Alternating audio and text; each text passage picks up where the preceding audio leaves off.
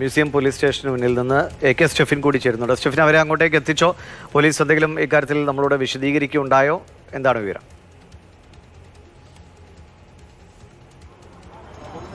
ദിവിഷ്, ഏതായാലും ഈ 3 പേരെയും ഇങ്ങോട്ടേക്ക് പോലീസ് സ്റ്റേഷനിലേക്ക് കൊണ്ടുവന്നിട്ടില്ല. ഇപ്പോൾ വൈദ്യപരിശോധനയ്ക്ക് വേണ്ടി അവരെ ആശുപത്രിയിലേക്ക് കൊണ്ടുപോയിട്ടുണ്ട് എന്നുള്ളതാണ് നമുക്ക് മനസ്സിലാക്കാൻ കഴിയുന്നത്. അല്പസമയത്തിനകം തന്നെ 3 ആയമാരെയും ഈ പോലീസ് സ്റ്റേഷനിലേക്ക് കൊണ്ടുവരും എന്നുള്ളത് തന്നെയാണ് നമുക്ക് മനസ്സിലാക്കാൻ കഴിയുന്നത്. മുതിർന്ന പോലീസുകാരൊക്കെ തന്നെ ഇവിടെ നിന്ന് പോയിട്ടുണ്ട്. ഇവിടെ ഇപ്പോൾ അധികം പോലീസുകാരൊന്നും ഇല്ല.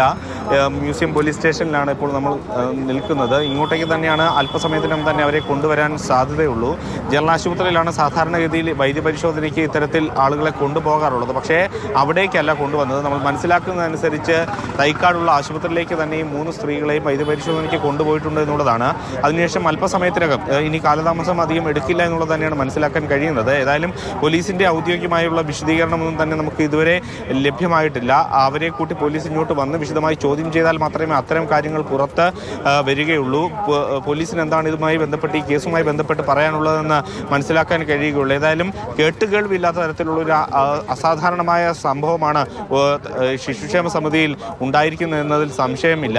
കാരണം അത്രയധികം പ്രാധാന്യമുണ്ട്. കാരണം ഈ കുട്ടികളെയൊക്കെ തന്നെ സംരക്ഷിക്കേണ്ട ഒരു അതീവ സുരക്ഷിതത്തോടുകൂടി അവരെ സംരക്ഷിക്കേണ്ടതുണ്ട്. അവിടെയാണ് ഇത്തരത്തിൽ ഒരു പ്രശ്നം ഉണ്ടായിരിക്കുന്നത് എന്നതാണ് ഇതിൻ്റെ ഒരു ഗൗരവം വർദ്ധിപ്പിക്കുന്നത്. ഇനി ഏതായാലും പോലീസ് വിശദമായി ഈ 3 പേരെയും ചോദ്യം ചെയ്യും. എന്തുകൊണ്ടാണ് ഇത്തരത്തിൽ ഇങ്ങനെ ഒരു പ്രശ്നം ഉണ്ടാകാനുള്ള കാര്യം എന്നടക്കമുള്ള കാര്യങ്ങൾ ഇവരിൽ നിന്നും ചോദിച്ചറിയേണ്ടതുണ്ട്. വിശദമായി ചോദ്യം ചെയ്യലുണ്ടാകും. അതിനുശേഷം കോടതിയിൽ ഹാജരാക്കുന്ന നടപടികളിലേക്കൊക്കെ ആയിരിക്കും പോലീസ് നീങ്ങുക. ഏതായാലും 3 പേരെയും മ്യൂസിയം പോലീസ് സ്റ്റേഷനിലേക്ക് കൊണ്ടുവന്നിട്ടില്ല.